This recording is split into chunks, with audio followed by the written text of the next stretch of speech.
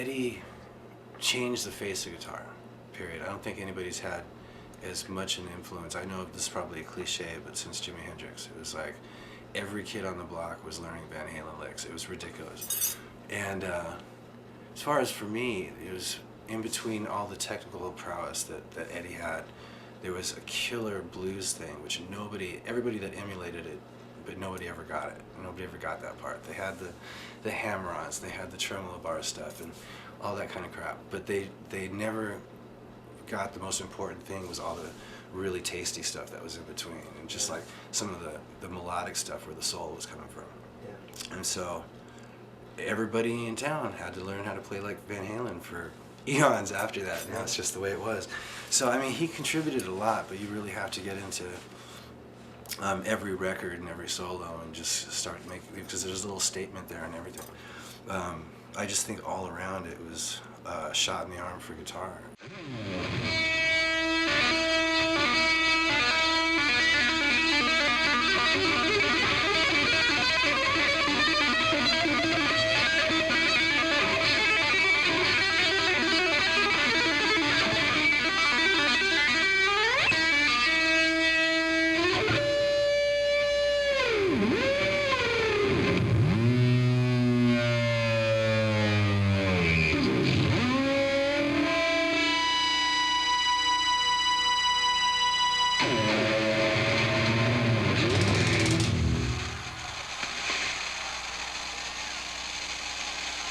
It was just beyond mind-blowing. I mean, you know, just hearing like going, and especially the tap, I go, that can't be a guitar, what is that? You know, and then, now you hear the phase 90 on it now, and the effects and the delay and everything, just the whole 9 yards. It was just like beyond mind-blowing.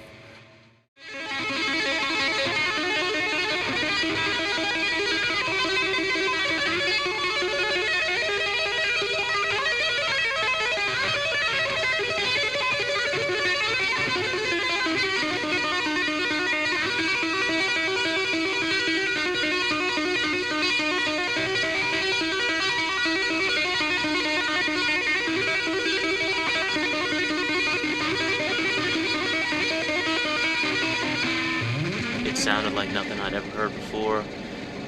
It sounded like aliens or something coming out of that room, and I thought it was the best thing I'd ever heard in my life.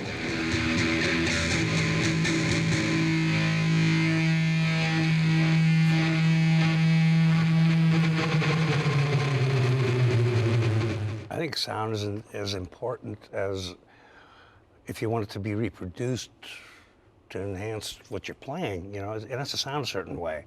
There's a time and a place for a clean sound and everything. I use many different sounds, but over the top, it's definitely got to go to 12, so to speak.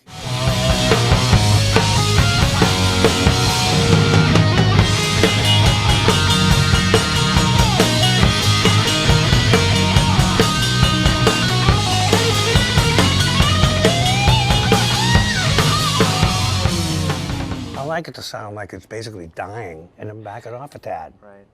On the brink of Yeah. collapse. I've pretty much been known to push everything past the limit. For sure. And back it off a little bit, It's kind of like a finely tuned race car, They push everything to the limit. It's got to scream. Mean Street off of Fair Warning, just because I think that riff is like so signature and so memorable and so dark and rowdy at the same time, and that was one of the first riffs that made me want to play guitar. I wanted to figure out how to make something sound like that and how to make it growl like that one does.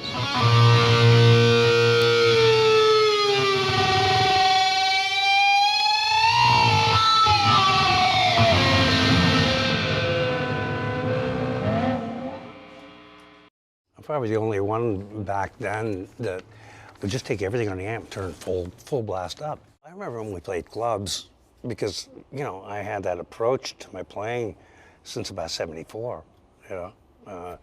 With the old amps I used to use, I turned them all the way up. People would tell me, "You can't use them like that." I go, "Really? Watch this."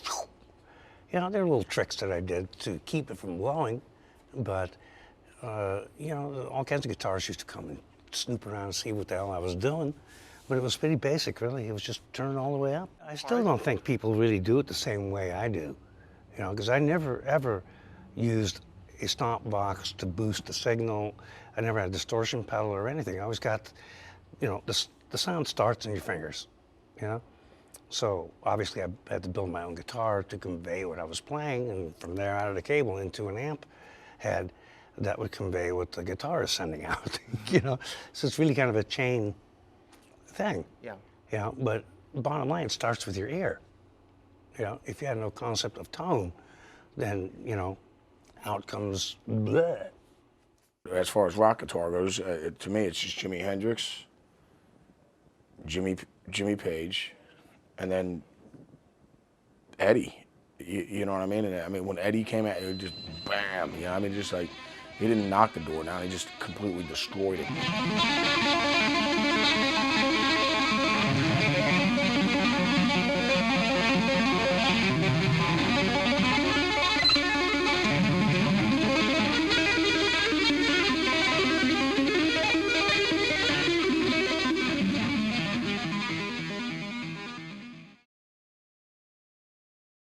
I even researched back then was the actual grill cloth of an amp, you know, because I used to like the thicker stuff because it would take some of the high end out. Yeah. You know? It rolls off. Yeah, in the old club days, I used to take that stuff that you tack on the wall in a recording studio, that Foamy that stuff. egg carton crate. kind of foam Yeah. stuff. I used to have a slab of that, and I would duct tape it to the front of my cabinet because I felt bad for the people sitting right down front, you know, sitting there sipping their Loud. their little Mai Tai or whatever the hell, with the cabinet sitting about 3 feet away from their head. Yeah, sounds kind to them.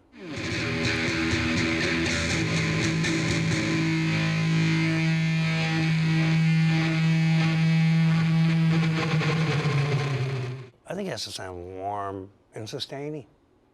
So along comes Ed Van Halen and puts his hands on a guitar and absolutely transforms it into something that no one knew you could do it that way.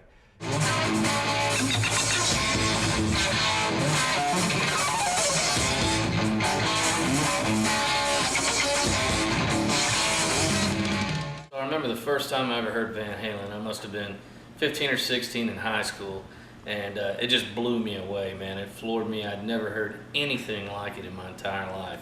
And me and Dime had just started playing, and it was in the early stages of Pantera, and Van Halen was a huge influence on us. In particular, Eddie and Alex, you know, they were just kind of what me and Dime mirrored ourselves after. And I just remember there was so much excitement, exuberance, vibrance in the music.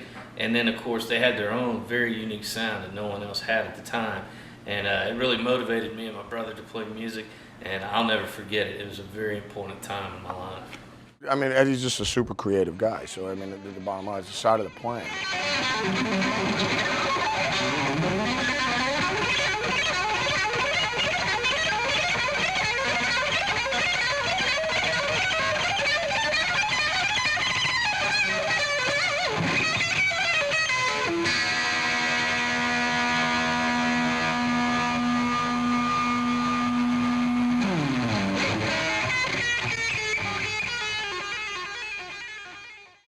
What I learned from this experience was basically how Ed got his sound and how much the amplifier really did play a role in that. And I was a little bit surprised by that. I mean, I'd known about how he had gone about things just by what I had read, you know, being informed, things like that, but I had no idea how much of the impact. And so that was probably the biggest thing I took out of this experience as far as approaching amplifier design.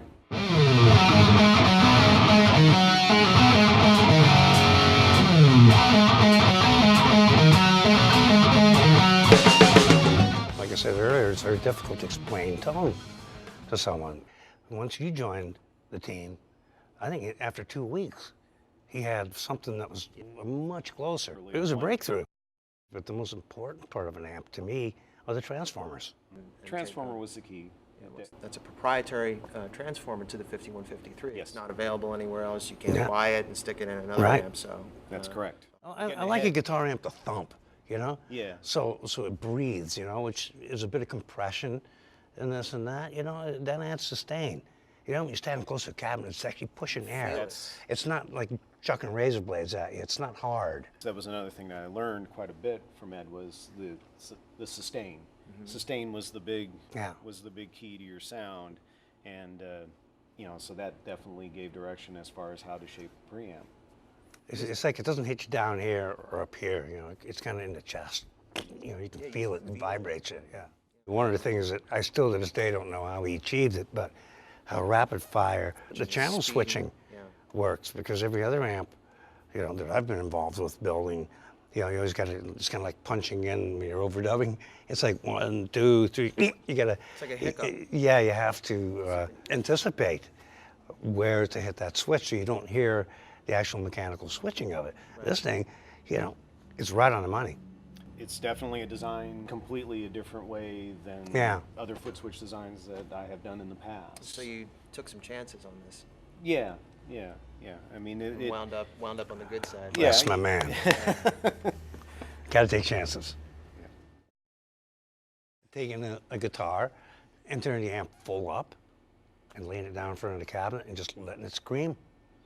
You know, I think everyone at Fender was blown away because when they left, I think if you remember, I put a guitar down by the cabinet. I remember it. And turned the amp all the way up and just waited for it to feed back. I said, okay, let's go. And we're halfway out the studio, and everyone was looking at me like, aren't you gonna turn the amp off? And I said, no, that's how I crash test my stuff. And they came back a month later, and the amp was still on. And without blowing. So it can sustain for a month. Yeah. Continuously. I think we did that 3 times. Yeah. You know, every time we made a change, okay, come back in a month, let's see if it holds up. We literally dragged this thing to hell and back, and it would not blow up.